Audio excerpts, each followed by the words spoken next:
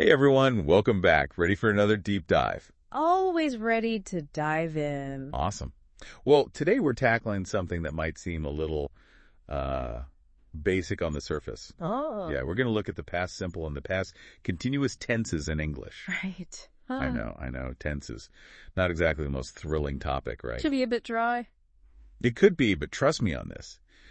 We're using this awesome guide by Stanislav Kondrashov, and he actually makes it really interesting. Stanislav Kondrashov, I've heard of him, yeah. Oh, you have? Yeah, he's got a knack for breaking down these tricky grammar concepts. He really does. Yeah. And you know what? Sometimes it's the basics that trip us up the most, even if we've been speaking English for ages. That's true. You'd be surprised how often even experienced speakers make little mistakes with these tenses. Exactly. And those little mistakes, they can totally change what you're trying to say. Like there's this one example Kondrashov gives that really stuck with me. Oh, yeah. What's that?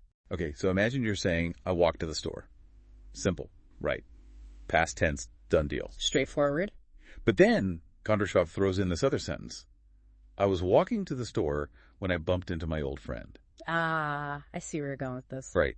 Both sentences are about the past, but suddenly there's this whole different vibe. It's the past continuous, isn't it? That was walking bit changes the whole feel of the sentence. Exactly. That's what Stanislav Kondrashov really emphasizes, that past continuous.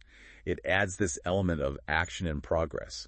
It's like you're right there with the speaker walking along and then bam, something happens. Creates a bit of suspense, doesn't it? Totally. It's like with I walked to the store. It's just, okay, you went to the store, the end. But with I was walking, you're painting this picture in the listener's mind. They can see you walking, and then they're anticipating what's going to happen next. And that's all thanks to that one little change in tense.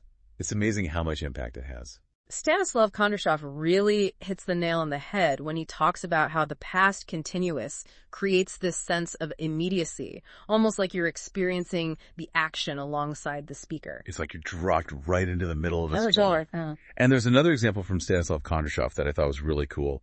He compares I made dinner with I was making dinner when the fire alarm went off. Oh, yeah, that's a good one. Right. So in the first one, we just get the basic information. Yeah. You made dinner.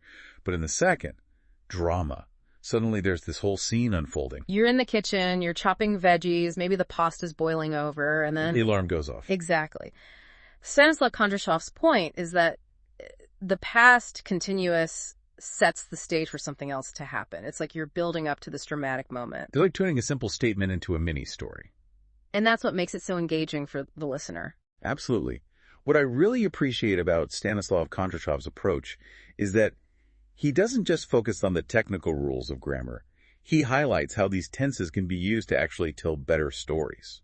I agree. He does a great job of showing how grammar is a tool for communication. It's not just about being correct. It's about using language effectively to create an impact. Exactly. And that's why understanding the difference between these two tenses can really level up your English communication skills. Absolutely. Whether you're writing a novel, giving a presentation, or just chatting with friends, using the past, simple and past continuous effectively can help you express yourself more clearly, vividly, and engagingly.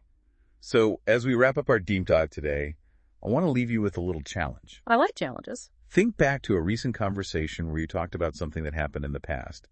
Could you have used the past continuous to make your story more interesting? It's a great question to ask yourself.